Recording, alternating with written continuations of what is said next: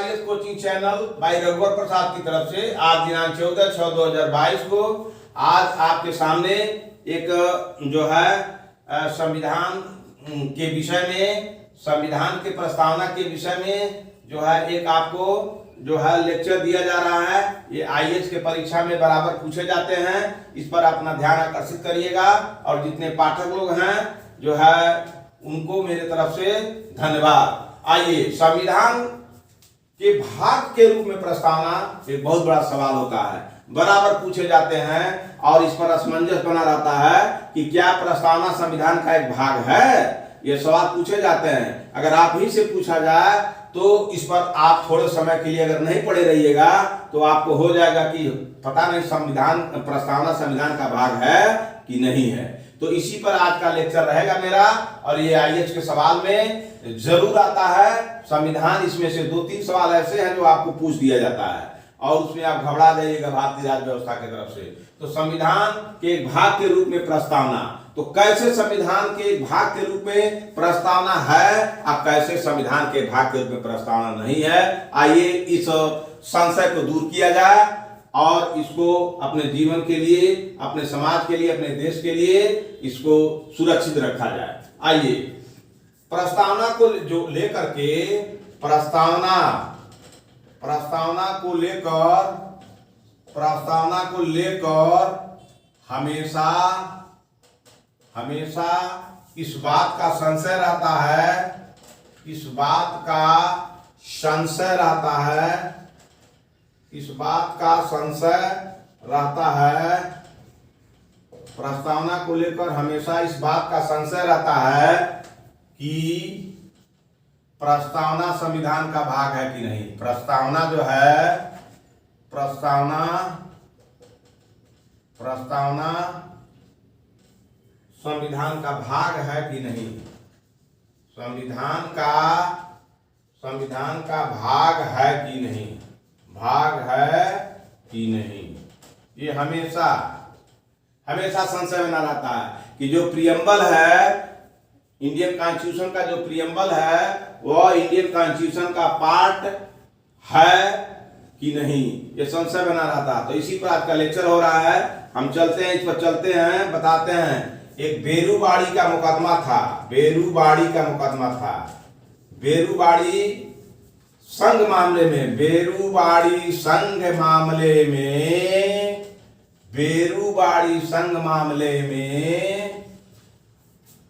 1960 का दिन था। 60 में उच्चतम न्यायालय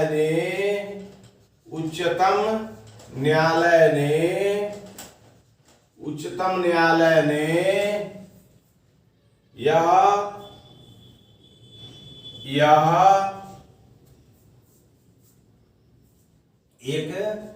एक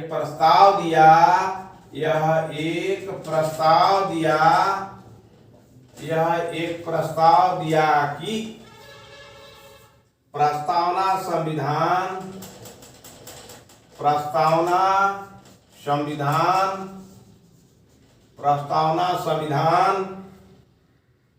में निहित समान प्रयोजनों को दर्शाता है। प्रस्तावना संविधान में निहित सामान्य प्रयोजनों को दर्शाता है। समान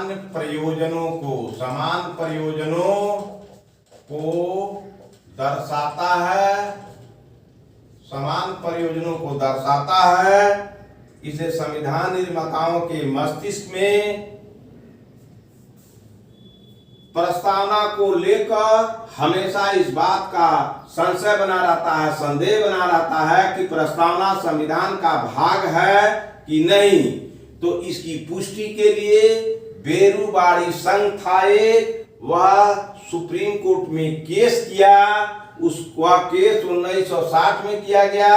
वह सुप्रीम कोर्ट उच्च न्यायालय ने यह एक प्रस्ताव दिया कि प्रस्तावना संविधान में निहित समान प्रयोजनों को दर्शाता है। संविधान में जो प्रस्तावना है तो प्रस्तावना में संविधान के समान जो है प्रयोजन है, कारण है, उसको दर्शाता है। आगे क्या कहता है दर्शाते समय? क्या कहता है कि ये समान प्रयोजनों को दर्शाता है। तो दर्शाते हुए क्या कहता है कि दर्शाते हुए कहता है कि संविधान निर्माताओं के मस्तिष्क में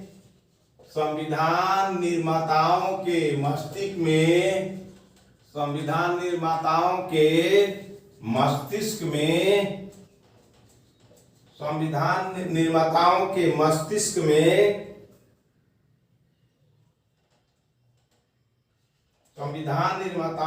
मस्तिष्क में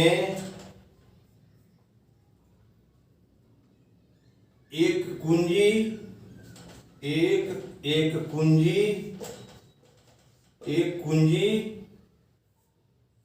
कुंजी है। इसके अतिरिक्त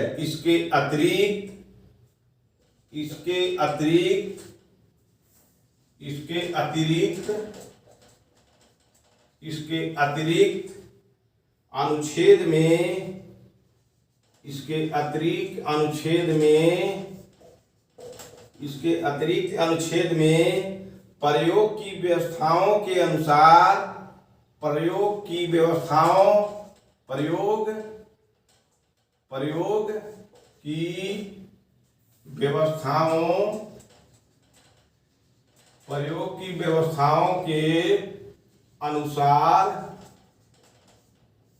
की व्यवस्थाओं के अनेक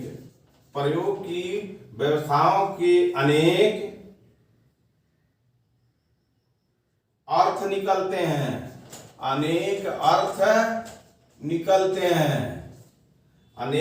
निकलते हैं। इस व्यवस्था के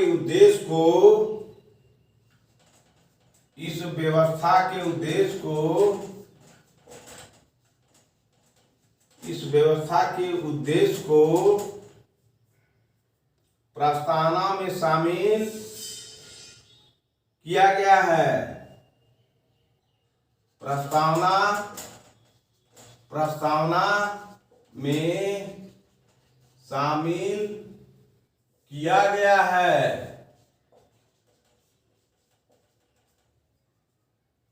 है। तो संविधान जो बनाने वाले थे, तो संविधान बनाने वालों के दिमाग में, मस्तिष्क में एक कुंजी है, क्या? प्रस्तावना।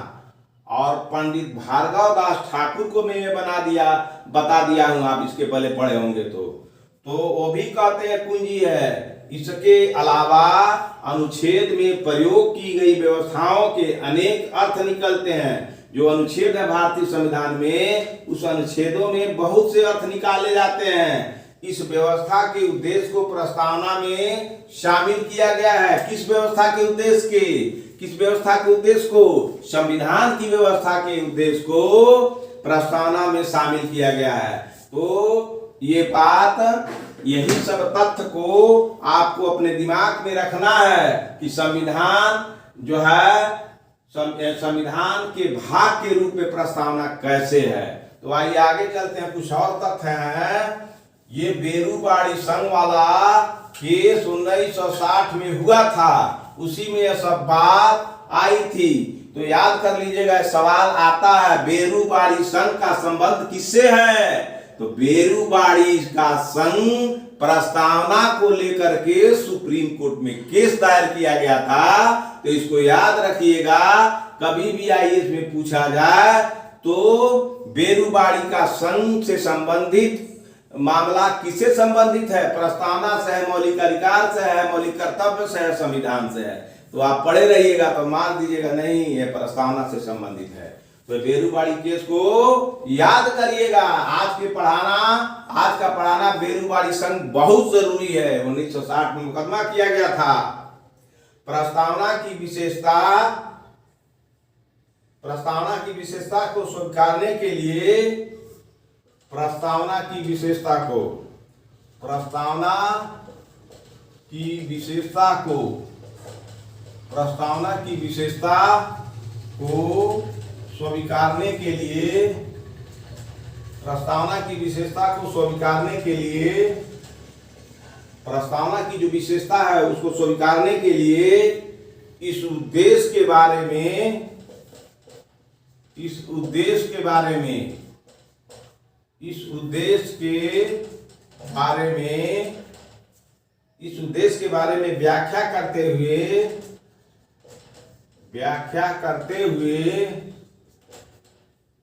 प्रस्तावना की विशेषता को स्वीकारने के लिए, इस उद्देश्य के बारे में व्याख्या करते हुए उच्चतम न्यायालय ने कहा कि प्रस्तावना संविधान का भाग नहीं है। बारे में व्याख्या करते हुए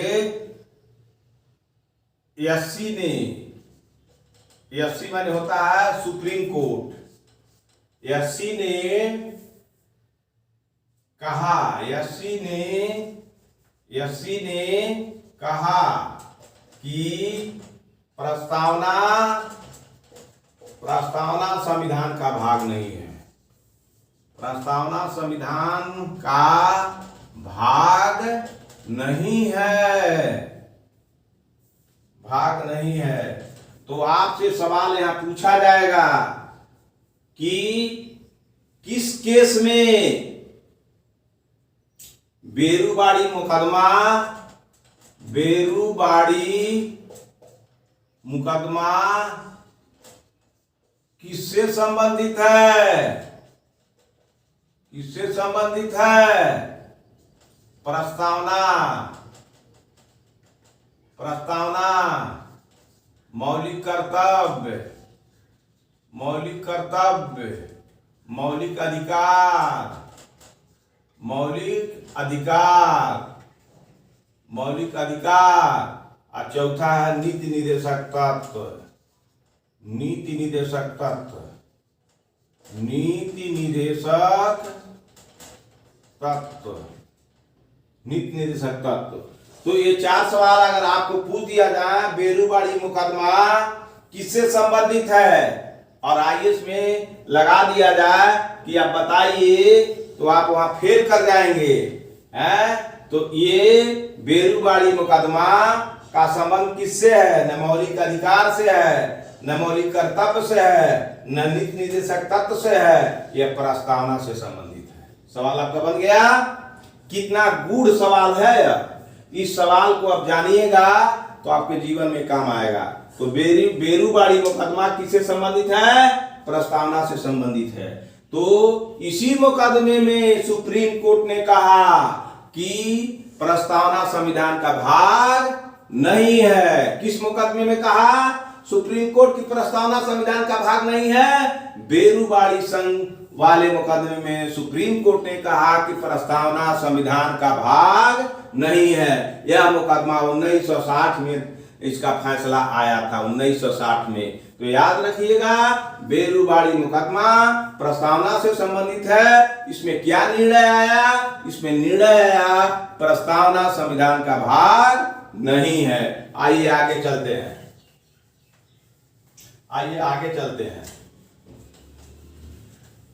तो इस चीज को आप याद रखिएगा कि बेरूबाड़ी के मुकदमे में निर्णय आया कि प्रस्तावना संविधान का भाग नहीं है। लेकिन केशवानंद भारती, केशवानंद भारती, केशवानंद भारती मामले, केशवानंद भारती मामले 1973 में उच्चतम न्यायालय ने व्याख्या किया, उच्चतम न्यायालय ने यह व्याख्या किया,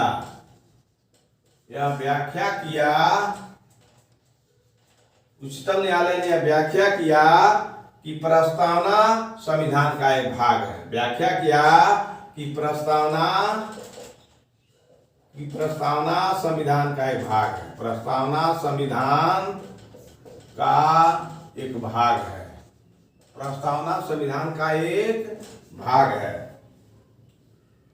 यह महसूस किया गया कि प्रस्तावना, यह महसूस किया गया यह महसूस किया गया कि प्रस्तावना, यह महसूस किया गया कि प्रस्तावना, यह महसूस किया गया कि प्रस्तावना संविधान का अति महत्वपूर्ण हिस्सा है। संविधान का अति महत्वपूर्ण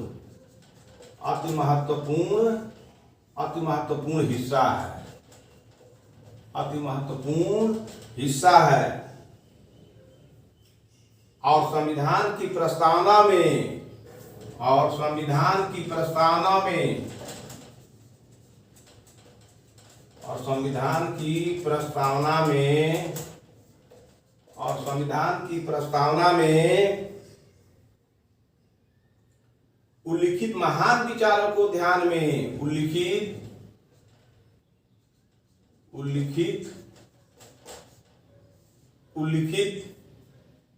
महान विचारों को, उल्लिखित महान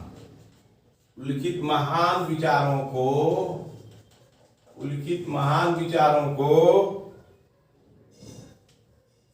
उल्लिखित महान विचारों को ध्यान में रख के संविधान का अध्ययन किया जाना चाहिए। महान विचारों को ध्यान में रखकर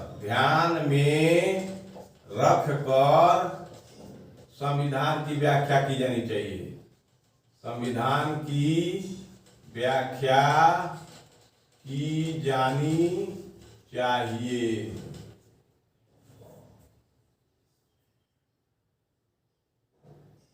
संविधान की व्याख्या की जानी चाहिए।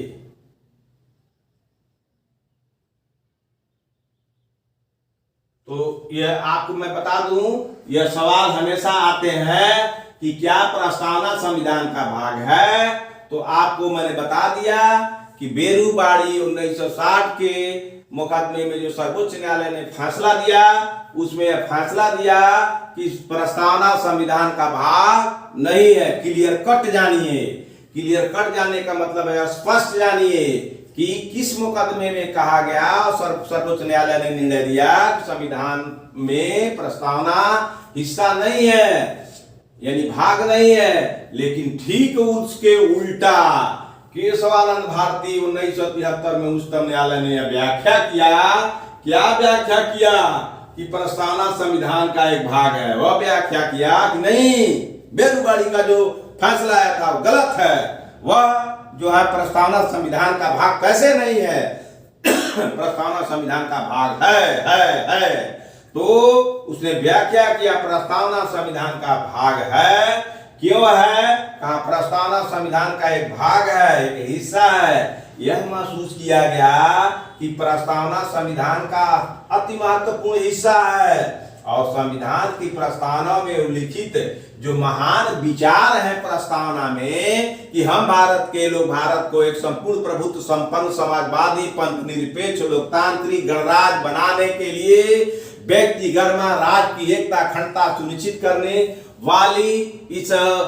वाली और व्यक्ति गरिमा, हम भारत के लोग भारत को एक संपूर्ण प्रभुत्व संपन्न समाजवादी धर्मनिरपेक्ष लोकतांत्रिक गणराज्य बनाने के लिए इसके समस्त नागरिकों को सामाजिक आर्थिक राजनीतिक न्याय और व्यक्ति गरिमा और धर्म की उपासना राष्ट्र की एकता अखंडता सुनिश्चित करने वाली इस संविधान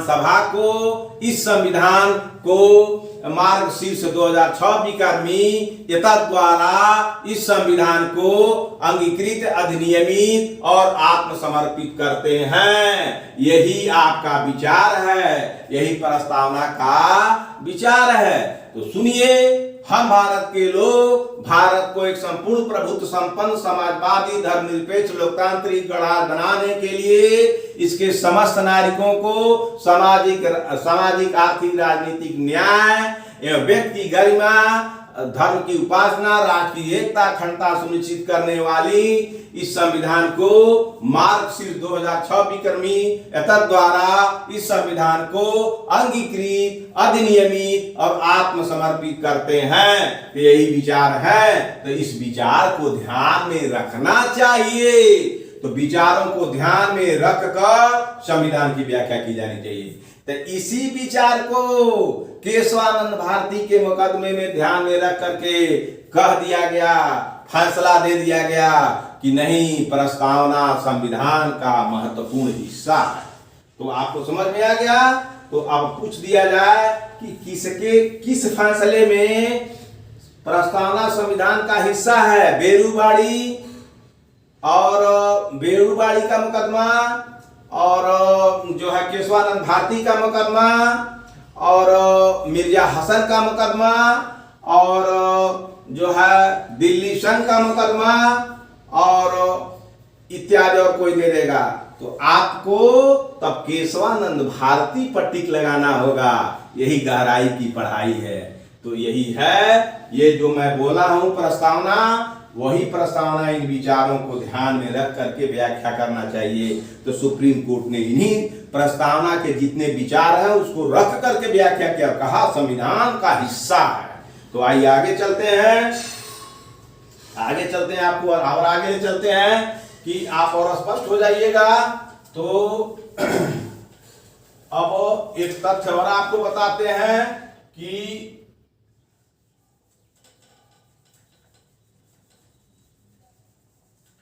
आइए आगे चलते हैं,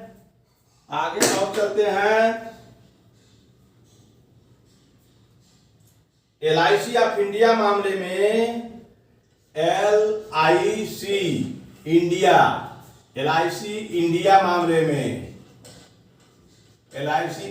मामले में 1995 का केस है। LIC भी केस किया था। LIC भारतीय जीवन बीमा निगम ने भी केस किया था 1995 में। पुनः उच्चतम न्यायालय ने, मैंने सुप्रीम कोर्ट ने व्यवस्था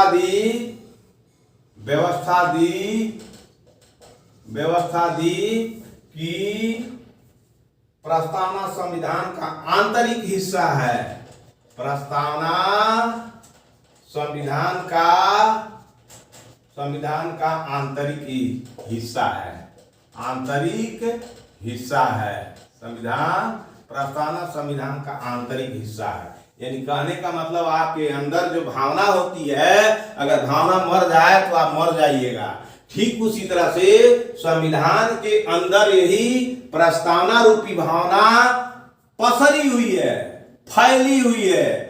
तो इसलिए 1995 में LIC के केस में FC ने व्यवस्था दी कि प्रस्तावना संविधान का एकदम अंदरूनी हिस्सा है, इसलिए वो प्रस्तावना संविधान का भाग है। आइए और बात आपको बताऊं, केशवानंद भारती ने भी कह दिया, LIC वाले ने भी कह दिया 1995 में। 1973 में जो है केशवानंद भारती के मामले में सुप्रीम कोर्ट ने चैलेंज देके कह दिया कि नहीं, प्रस्तावना संविधान का भाग है। तो आइए, ये सवाल बहुत पूछे जाते हैं, आपको इंटरव्यू में भी पूछा जा सकता है, या कहीं भी आप इसको बहस कर सकते हैं। ऐसी बात नहीं है कि बोले IAS तक ही सीमित है। IAS तो कुछ किताबें पढ़ कर के आप हो जाइएगा, लेकिन इस गुड़ चीज को समझिएगा तो जीवन भर काम आएगा।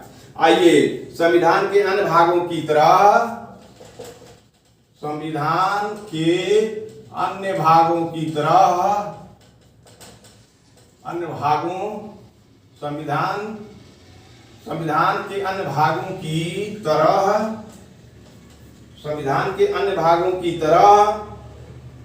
संविधान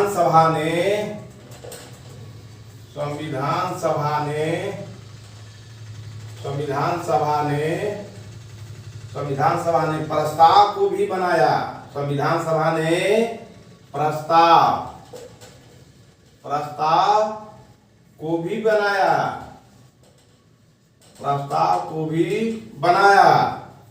परंतु जबकि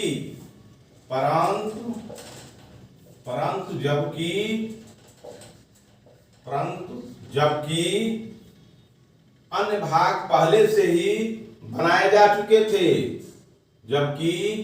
अन्य भाग पहले से बनाए जा चुके थे।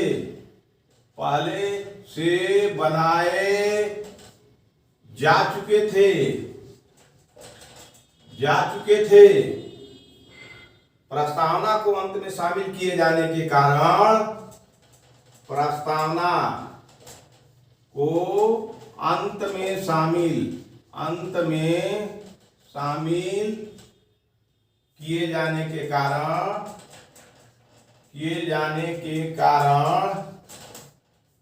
प्रस्तावना को अंत में शामिल किए जाने के कारण यह था कि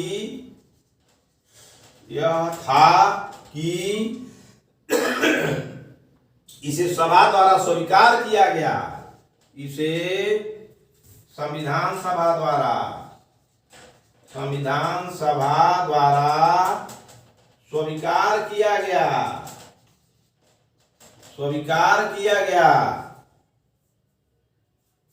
संविधान सभा द्वारा स्वीकार किया गया। संविधान के अन्य भागों की ही तरह, जिसे संविधान में अभी जो है भाग हैं, 22 भाग हैं, तो संविधान के अन्य भागों की तरह संविधान सभा ने प्रस्ताव को भी जो है बनाया, परंतु जबकि अन्य भाग पहले से बने थे, लेकिन प्रस्तावना वाला भाग जो है पहले से बनाए जा चुके थे। प्रस्तावना को अंत में शामिल किया जाने के कारण, प्रस्तावना को अंत में संविधान के भाग में शामिल किया गया, इस बात को जानना चाहिए। और जानिए, किए जाने के कारण यह था कि इसे संविधान सभा द्वारा स्वीकार किया गया। संविधान सभा ने भी स्वीकार कर लिया कि प्रस्तावना भी संविधान का भाग है। जब प्रस्तावना पर मत व्यक्त किया जाने लगा जब प्रस्तावना पर मत व्यक्त किया जाने लगा, जब प्रस्तावना पर मत व्यक्त किया जाने लगा, जब प्रस्तावना पर मत व्यक्त किया जाने लगा, जब प्रस्तावना पर मत व्यक्त किया जाने लगा, मत व्यक्त किया जाने लगा, जब प्रस्तावना पर मत व्यक्त किया जाने लगा, तो मत व्यक्त किया जाने लगा तो संविधान सभा के अध्यक्ष ने कहा, तो संविधान सभा के अध्यक्ष ने कहा, क्या कहा? प्रश्न यह है कि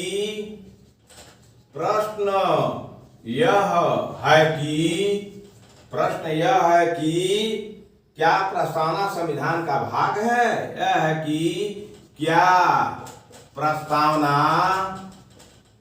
संविधान का भाग है?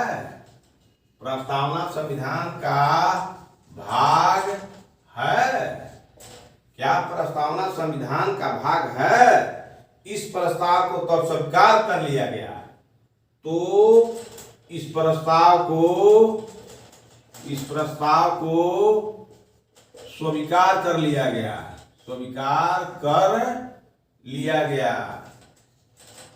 इस प्रस्ताव को स्वीकार कर लिया गया कि प्रस्तावना भी संविधान का भाग है। लेकिन उच्चतम न्यायालय द्वारा वर्तमान में दिए जाने के बाद,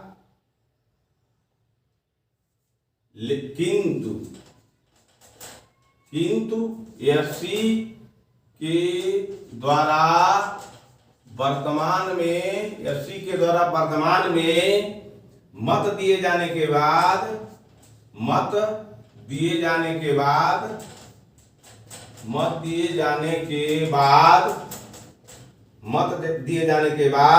कि प्रस्तावना संविधान का भाग है, मत दिए जाने के बाद कि प्रस्तावना संविधान का भाग है, प्रस्तावना संविधान का भाग है। यह संविधान के जनकों के मत से साम्यता रखता है। यह संविधान के जनकों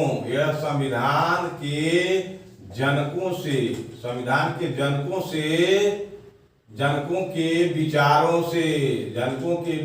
से मेल रखता है, मेल खाता है। तो देखिए, जो है बेरूबाड़ी मुकदमे में कहा गया, सुप्रीम एफसी ने कहा कि प्रस्तावना संविधान का भाग नहीं है, लेकिन केशवानंद भारती में कहा गया, एससी के द्वारा, सुप्रीम कोर्ट के द्वारा प्रस्तावना संविधान का भाग है। LIC ऑफ इंडिया 1995 में भी केस किया गया, उसमें भी कहा गया प्रस्तावना संविधान का आंतरिक हिस्सा है, ये LIC वाले केस में। उसके बाद भी प्रस्तावना पर संविधान सभा में बहस हुई, संविधान सभा में संविधान सभा के अध्यक्ष ने यह कहा कि क्या इसको माना जाए, तो सभी संविधान सभा के लोगों ने कहा कि नहीं, प्रस्तावना भी संविधान सभा का भाग है। इस प्रकार जो है प्रस्तावना संविधान का भाग का तार्किक उत्तर देते हुए संविधान सभा ने कहा कि इस प्रस्तावना में संविधान के जनकों के विचार से मेल खाता है। संविधान, जो संविधान निर्माण करने वाले थे, उन लोगों का विचार जो था, उनके विचारों से ये प्रस्तावना मेल खाती है, संविधान मेल खाता है, इसीलिए प्रस्तावना भी संविधान का भाग है। तो आपसे सवाल पूछा जाएगा तो स्पष्ट कहिएगा कि बेलूवाड़ी मुकदमे में यह निर्णय लिया गया SC के द्वारा कि प्रस्तावना संविधान का भाग नहीं है।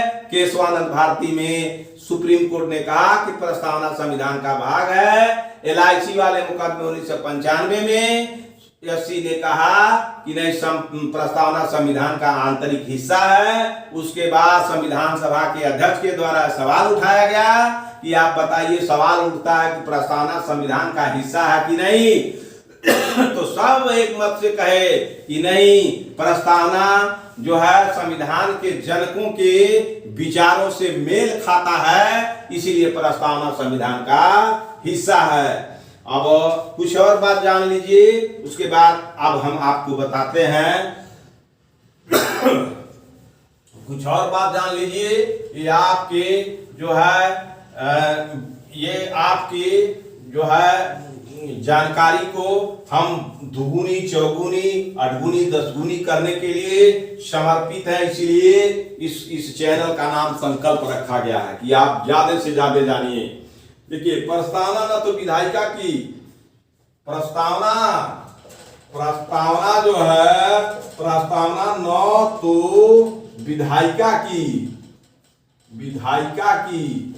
प्रस्तावना न तो विधायिका की, प्रस्तावना न तो विधायिका की शक्ति का स्रोत है, विधायिका की शक्ति का स्रोत है।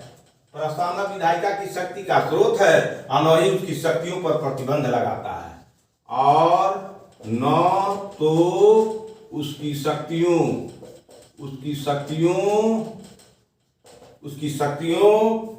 पर प्रतिबंध लगाता है। ठीक है, इस बात को बहुत गहराई से समझना चाहिए आपको।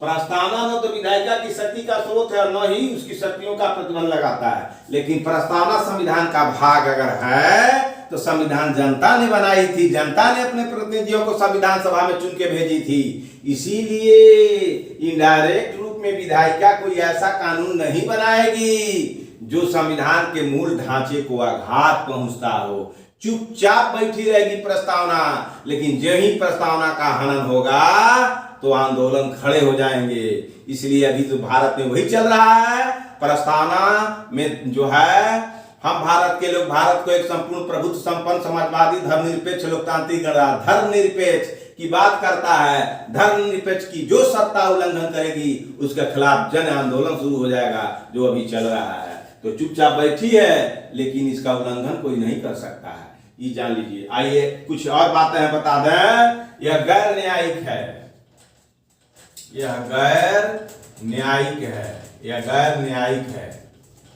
न्यायिक है, अर्थात इसकी व्यवस्था को न्यायालय में चुनौती नहीं दी जा सकती, अथवा इसकी व्यवस्था को, किसकी व्यवस्था को, संविधान की व्यवस्था, प्रस्तावना की व्यवस्था को, इसकी व्यवस्था को न्यायालय में चुनौती नहीं दी जा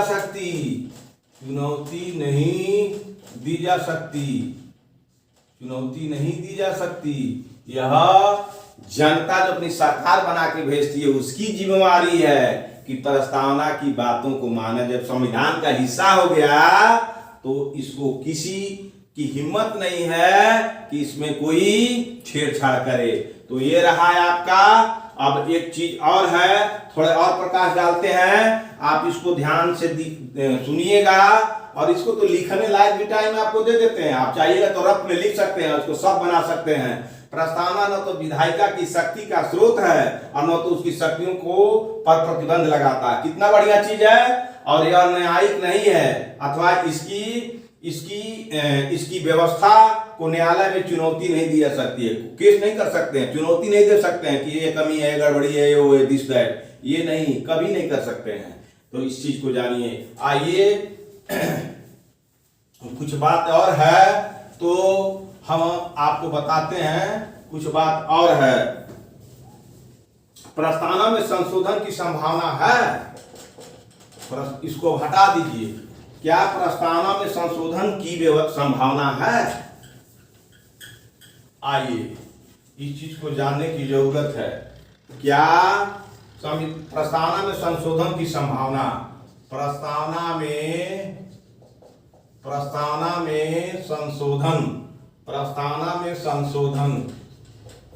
संशोधन की संभावना,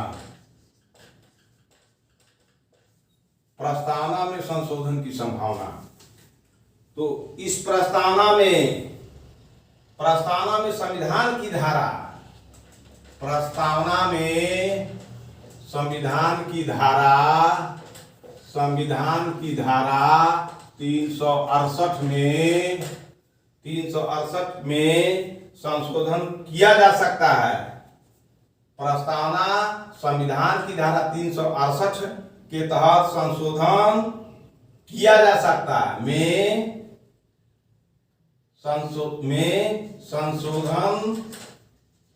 संशोधन किया जा सकता है। यह प्रश्न पहली बार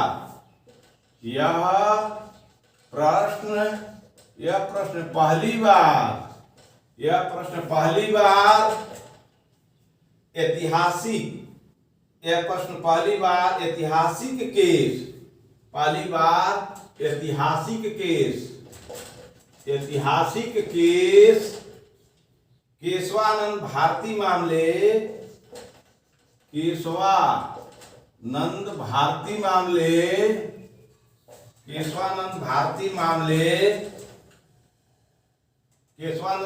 मामले 1973 में उठा।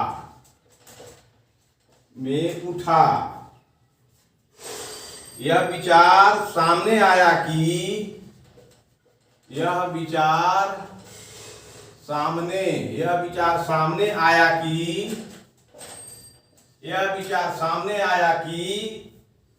इसमें संशोधन नहीं किया जा सकता। इसमें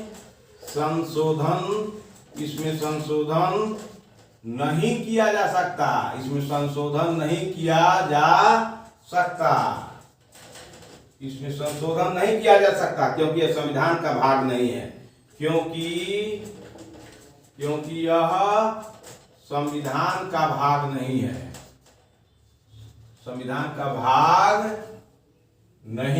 क्योंकि यह संविधान का भाग नहीं है।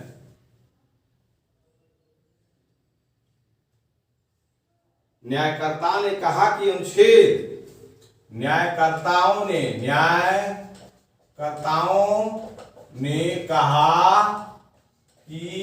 अनुच्छेद 368 के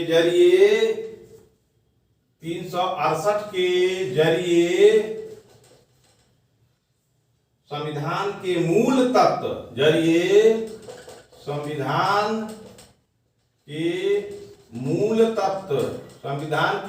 तत्व देखिए, प्रस्तावना संविधान की धारा 368 में संशोधन किया जा सकता है। यह प्रश्न पहली बार उठ करके आया और ऐतिहासिक केस केशवानंद भारती मामले में 1973 में उठा, जब केस किया गया तो यह विचारधारा सामने आई कि इसमें संशोधन नहीं किया जा सकता क्योंकि यह संविधान का भाग नहीं है। न्यायकर्ताओं ने कहा कि अनुच्छेद 368 के जरिए से संविधान के मूल तत्व, संविधान के जो मूल तत्व है, एलिमेंट है, स्ट्रक्चर है, ढांचा है, और संविधान का जो मूल ढांचा है, तत्व है, मूल तत्व है, तो संविधान का जब मूल तत्व, मूल ढांचा,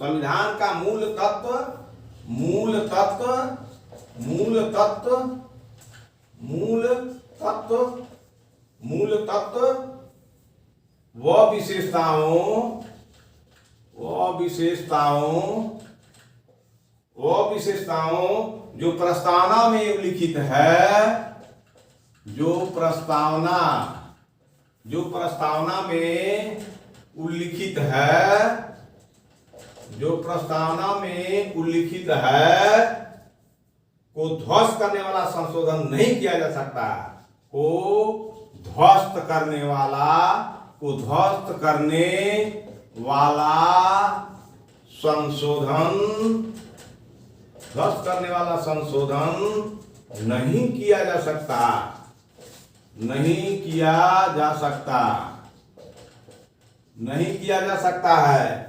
हालांकि उच्चतम न्यायालय ने व्यवस्था दी,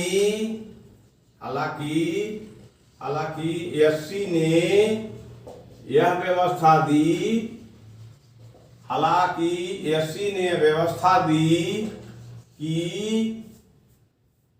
प्रस्तावना संविधान का एक भाग है, प्रस्तावना संविधान का, प्रस्तावना संविधान का एक भाग है, प्रस्तावना संविधान का एक भाग है।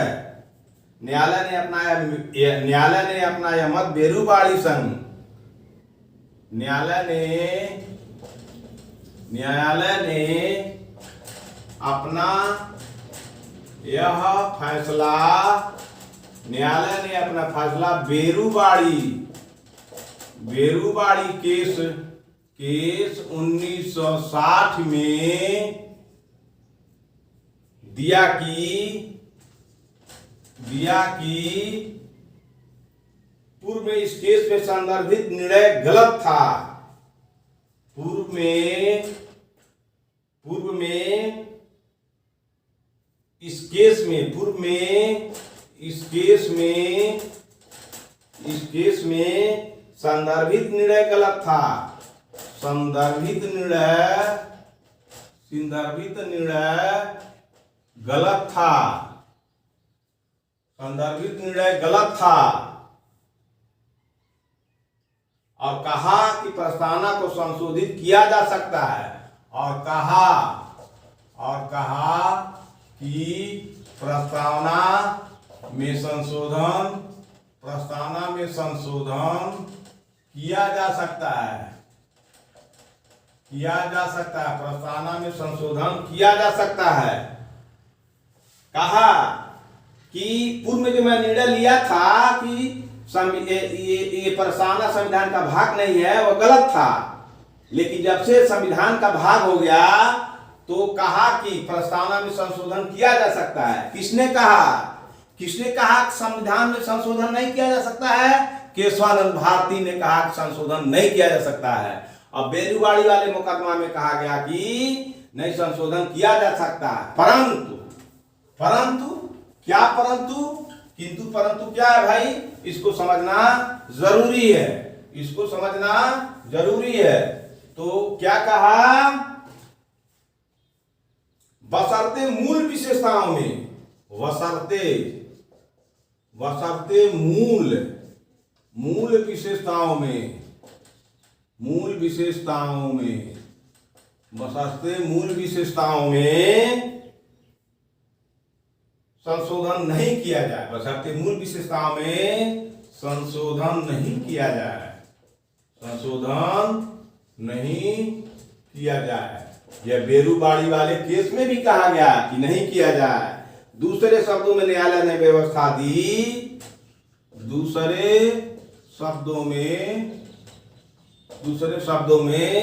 न्यायालय ने व्यवस्था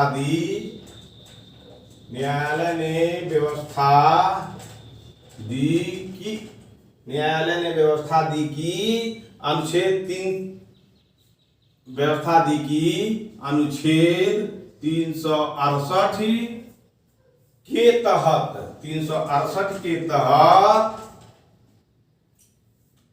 संशोधित नहीं किया जा सकता है। शब्दों को संशोधन किया जाए, मूल विशेषताओं में संशोधन नहीं किया जाए। दूसरे शब्दों में न्यायालय ने व्यवस्था दी कि 368 के तहत जो है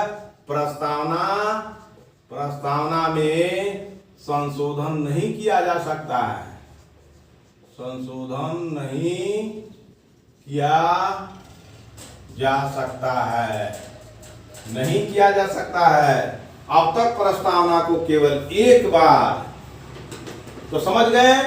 तो बेरूबाड़ी वाले में भी कह दिया गया कि प्रस्तावना में संशोधन किया जा सकता है, लेकिन मूल जो तत्व स्ट्रक्चर है, फंडामेंटल जो स्ट्रक्चर है, उसमें संशोधन नहीं किया जा सकता है। और न्यायालय ने भी कहा कि 368 के तहत प्रस्तावना में संशोधन नहीं किया जा सकता है। तो अगर सवाल पूछ दे अभी कि क्या प्रस्तावना में 368 के तहत प्रस्तावना में संशोधन किया जा सकता है, कुछ जोड़ा जा सकता है, कुछ हटाया जा सकता है और प्रस्तावना को समाप्त किया जा सकता है, तो आप लिखिएगा प्रस्तावना में संशोधन नहीं किया जा सकता, जो रहे उसी को मानिएगा। सवाल बहुत कठिन है। 368 के तहत संविधान में संशोधन करने की पूरी आजादी है, लेकिन संविधान का भाग भी हो गया प्रस्तावना, लेकिन इसके तहत जो मूल स्ट्रक्चर उसमें संशोधन नहीं होगा।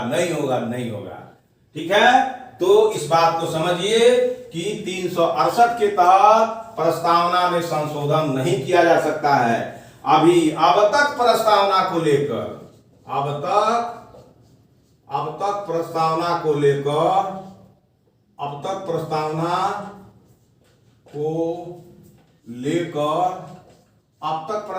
को लेकर एक बार, सिर्फ एक बार अब तक प्रस्तावना को लेकर एक बार 42वें संविधान संशोधन द्वारा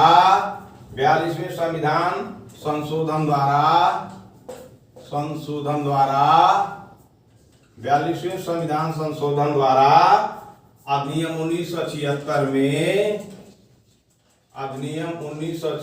में संशोधित किया गया है।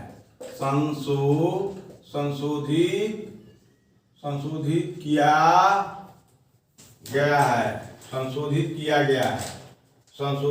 गया है। इसके जरिए किसके जरिए? संविधान संशोधन 1976, 42वें संविधान संशोधन 1976 के जरिए इसके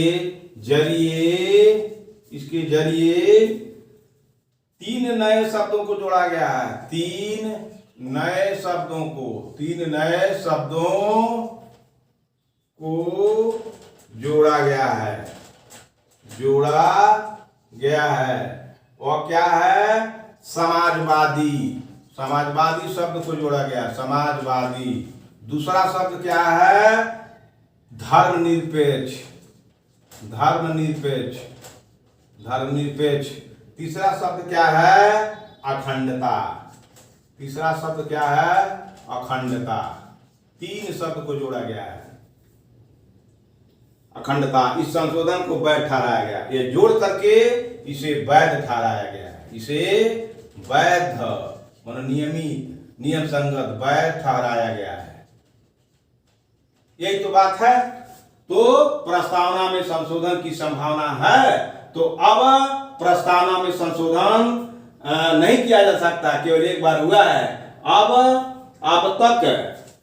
अब तक जो है प्रस्तावना को लेकर एक बार 42वें संविधान संशोधन द्वारा अधिनियम 1976 में संशोधित किया गया है। इसके जरिए 3 नए शब्द को जोड़ा गया है। एक समाजवादी शब्द जोड़ा गया है, एक धर्मनिरपेक्ष जोड़ा गया है, एक अखंडता जोड़ा गया है। यह किसी भी परीक्षा में आता है, इस पर कंफ्यूज मत होइएगा। समाजवादी, धर्मनिरपेक्ष, अखंडता, सब 42वें संविधान संशोधन सन 1976 में जोड़ा गया है, लेकिन 368 के तहत प्रस्तावना के मूल स्ट्रक्चर के तहत भी संशोधन नहीं किया जा सकता है। ये इसी के बाद में आपको अपना यह प्रस्तावना में संशोधन की संभावना को लेकर कुछ व्याख्यान दिए, इसको नजर में रखिए। अब आपको मैं अगले लेक्चर में जो है आपको बताऊंगा डॉक्टर बी.आर. अम्बेडकर के विषय में, और आईएएस के पाठ्यक्रम क्या क्या है, आपको क्या क्या पढ़ना है आईएएस में। तो एक तो आपको झलक दे दूंगा कि यूपीएससी